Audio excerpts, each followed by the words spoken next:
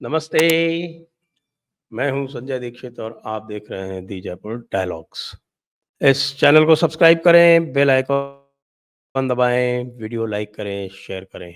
आज नरेंद्र मोदी जी तेलंगाना में थे, निज़ामाबाद में थे और उन्होंने एक ऐसी बात कही है जिसको सुन के सभी हिंदू मतावलंबियों का और हिंदू मतावलंबियों के साथ-साथ जो परंपरावादी हैं या जिनको हम कई बार ट्रैड्स कहते हैं, उनका भी दिल बाग-बाग हो जाएगा। क्यों? क्योंकि उन्होंने आज संभवतः पहली बार हिंदू मंदिरों को मुक्त कराने के संबंध में एक बयान दिया। वो आज तेलंगाना में निज़ामाबाद में सभा को संबोधित कर रहे थे।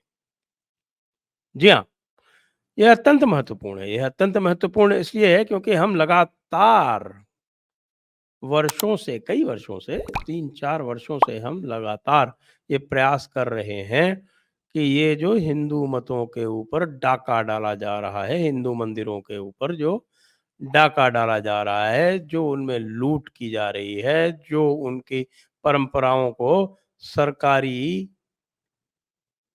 एम्प्लॉइज़ द्वारा, सरकारी नौकरों के द्वारा ध्वस्त किया जा रहा है, उसके लिए लगातार हम अनुनय विनय करते रहे हैं। भारतीय जनता पार्टी से, नरेंद्र मोदी से स्वयं और आज उन्होंने तमिलनाडु के मंदिरों को लेकर ये बड़ा बयान दे ही दिया और ये कि कहा कि तमिलनाडु में मंदिरों में जिस प्रकार की लूट हो रही है, वो अत्यंत चिंताजनक है। अब वैसे आप जानते हैं कि नरेंद्र मोदी जो हैं, वो बहुत सारी बातें जो हैं, वो बहुत स्पष्ट नहीं कहते, संकेत देते हैं। तो यह संकेत उनका और ये कि कहा जाना कि ये दक्षिण भारत में ये समस्या बहुत अधिक है, जहाँ सरकारें जो हैं, वो हिंदू मंदिरों के ऊपर तो पूरी तरह से नियंत्रण करके बैठी हुई हैं, लेकिन अल्पसंख्यकों के पूजा स्थलों के बारे में कुछ भी नहीं करती, उनके ऊपर किसी भी प्रकार का कोई नियंत्रण नहीं करती। बात गंभीर तो है ही और गंभीर इसलिए है कि हम लगातार इसके बारे में बात कर रहे हैं। अभी-अभी यानी सितंबर के महीने में मदुरई में जो मद्रास हाई कोर्ट की बेंच है, उसने फिर से निर्णय दिया कि भई जो आगम मंदिर हैं, जहाँ आपके आगम परंपराओं के अनुसार वहाँ पूजा अर्चना होती है, उसमें सरकार जो है परंपराओं में बेवजह दखल क्यों करती है? और ये चिदंबरम जो मंदिर है, उसके संबंध में दीक्षितारों का जो पुराना आगम है, उसके संबंध में सुप्रीम कोर्ट उस समय जस्टिस गोगोई थे, उनकी बेंच ने ये निर्णय पहले से दिया हुआ है, वो देश का कानून है, लेकिन जो तमिलनाडु का जो एचआरसीई डिपार्टमेंट है, वो सारे सुप्रीम कोर्ट के निर्णयों की, सारे कानूनों की, सबकी धज्जियाँ उड़ा के बैठा हुआ है।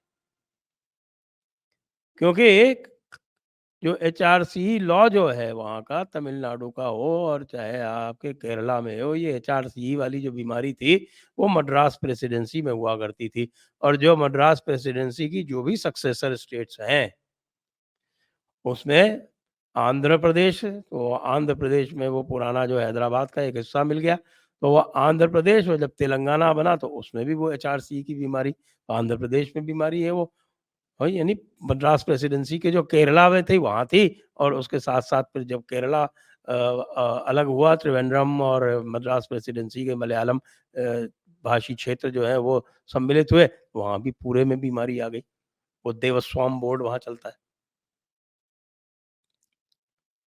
तो अच्छा कर्नाटका के काफ़ी क्षेत्र जो थे वो भी मद्रास प्रेसिडेंसी में थे, वहाँ भी वो बीमारी आ गई। दूसरे जो प्रांत हैं, वहाँ ये बीमारी इतनी गंभीर नहीं है। वहाँ कुछ मंदिर हैं, कतिपय मंदिर हैं, जैसे महाराष्ट्र का अगर उदाहरण ले लें, तो महाराष्ट्र में हमारा पंढरपुर का मंदिर है या कोल्हापुर का देवी मंदिर है जो आपका या तुलजापुर का तुलजा भवानी मंदिर है। और या शिरडी मंदिर है। ये कुछ 4 च या सिद्धिविनायक है। तो ये 4-6 मंदिर जो हैं, वो सरकारी नियंत्रण में हैं और उसमें कई स्थानों पर तो जो वहाँ की अव्यवस्था थी, उसको लेके जो जनता थी, उसकी स्वयं की माँग थी। तो वो 4-6 मंदिरों से जो भी है, उससे भी जो स्थिति विकट हुई है, कई स्थानों पर वहाँ घोटाले हुए हैं, सरकारी घोटाले हुए, उसके बारे में भी आंदोलन चल रहा है। लेकिन वहाँ स्थिति उस स्तर की नहीं है, जैसी कि तमिलनाडु में है। वहाँ 40,000 मंदिर, 40,000।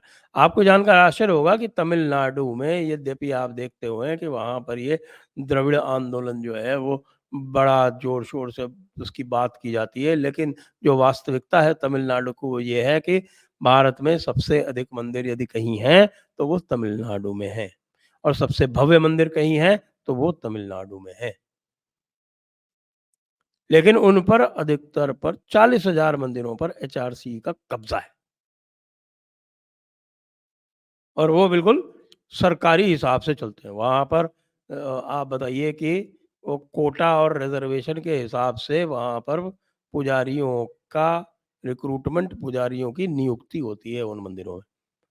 इसी पर मदुराई हाई कोर्ट ने ये किया कि जो आगम परंपरा से संचालित मंदिर हैं, उन आगम पारंपरिक मंदिरों में आप किसी भी प्रकार कोई भी बाहर से पुजारी नियुक्त नहीं होगा। ये कहना पड़ा हाई कोर्ट को। उत्तर भारत में भी इतनी एक्यूट समस्या नहीं है। उत्तर भारत में तो आपको पता है कि यहाँ तो मंदिर ध्वस्त ही कर दिए गए थे, मंदिर बचे ही नहीं थे। तो अब जो भी मंदिर हैं, वो नए-नए मंदिर हैं। तो ये जो बात कही है, वो अत्यंत महत्वपूर्ण इसलिए है क्योंकि यदि तमिलनाडु में यह कार्य हो जाता है, तो ये पूरे भारत में वो उसका एक उदाहरण बनेगा, उसकी एक नज़ीर बनेगी, उसकी एक प्रेसिडेंट बनेगा। वहाँ आप ये मानिए कि जो संपत्ति है संपत्ति दी जाती थी मंदिरों को जिससे कि मंदिर अपना भरण-पोषण कर सकें, अपनी पूजा-अर्चना कर सकें और उसके अतिरिक्त जो मंदिरों को जो कार्य दिए गए थे, विशेषकर से पठन-पाठन का और विद्यादान का और समाज के उत्सवों के पालन का, ये जो उनके जो पारंपरिक जो दायित्व थे, उनको वो निभा सकें। उन ज़मीनों को लेकर ख़ास तौर से जो मिशनरी माफ़िया और जो द्रविडियन माफ़िया है, वो उन ज़मीनों को खुर्द-बुर्द करने में लगा है।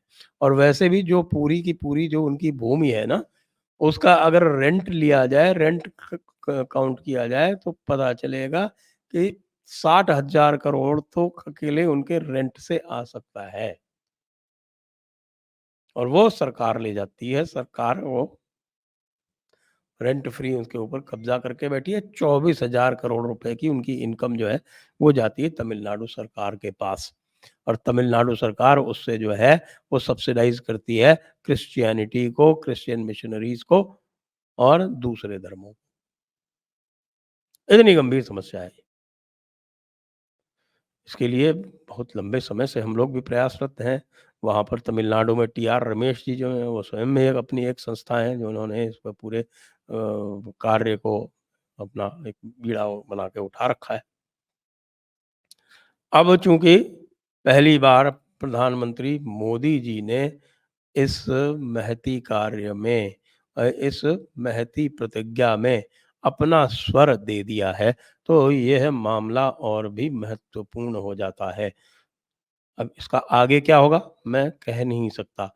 लेकिन जिस प्रकार से निज़ामाबाद में यानी कि दक्षिण भारत में तेलंगाना के एक हिस्से में जिस प्रकार से ये बात उठाई है और तमिलनाडु का नाम लेके उठाई है, तो इसका मतलब ये है कि भाई अब तो मामला बहुत गंभीर हो गया है।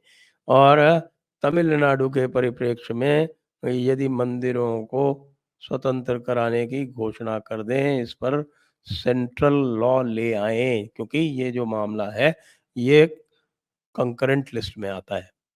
ये मामला जो संविधान की समवर्ती सूची है, उसका मामला है। और इसलिए केंद्र सरकार के पास पूरा अधिकार है कि वो इन मंदिरों के ऊपर कोई भी कानून बना के जो तमिलनाडु का जो कानून है, उसको सुपरसीड कर सके।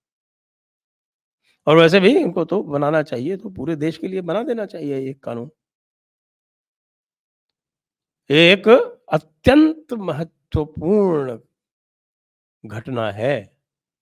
अ, घटना मैं ये कह सकता हूँ कि ये है जो भी हिंदू माँगे हैं उसमें से एक प्रमुख माँग ये रही है।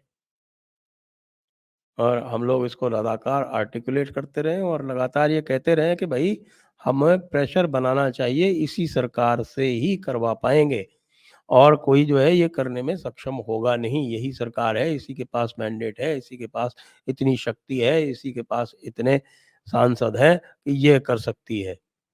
हर एक सरकार के बस की बात भी नहीं है। जब कोई खिचड़ी सरकार आ जाएगी, कोई इस तरह की हो जाएगी और कोई उल्टी-पुल्टी ये इंडी अलायंस टाइप के लोगों की खिचड़ी बन जाएगी, तो उसमें आप फिर कुछ भी नहीं करवा पाएँगे। उसमें तो लोग जो है अपनी जान बचा लें, वही पर्याप्त होगा। तो एक बार पुनः हम इस उद्घोष का प्रधानमंत्री के उद्घोष का स्वागत करते हैं और आशा करते हैं कि ये केवल उद्घोष होकर नहीं रहेगा, अपितु यह क्रियान्विति के रूप में हम देख पाएँगे।